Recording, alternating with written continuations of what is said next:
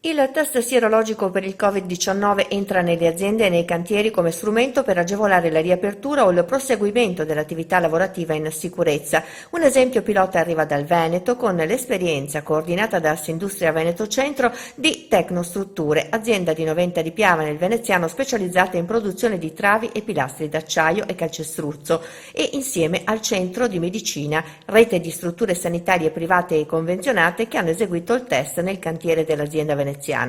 Terzo Strutture sta operando in cantieri importanti, costruendo ad esempio l'Odense University Hospital, il più grande ospedale della Danimarca con una superficie di 35 stadi di calcio, o il camminamento avveniristico sul famoso Boulevard des Jardins Exotiques nel Principato di Monaco. Proprio da questo cantiere è arrivata la richiesta, come da prassi nel Principato, di eseguire il test sierologico ai tecnici di cantiere per proseguire i lavori. E così l'azienda si è rivolta ad Assindustria Veneto Centro, che ha realizzato un collegamento con il centro di medicina coinvolgendo il medico di lavoro dell'azienda, che ha rilasciato la certificazione da comunicare ai committenti esteri. Il test è il NADAL, test rapido per riconoscimento di anticorpi nel sangue, plasma o siero, marcato CE-IVD e anche ovviamente riconosciuto dal Ministero della Salute. I dipendenti testati sono risultati negativi al Covid-19 e potranno così continuare nel montaggio delle travi e dei pilastri in Danimarca e a Monte Carlo,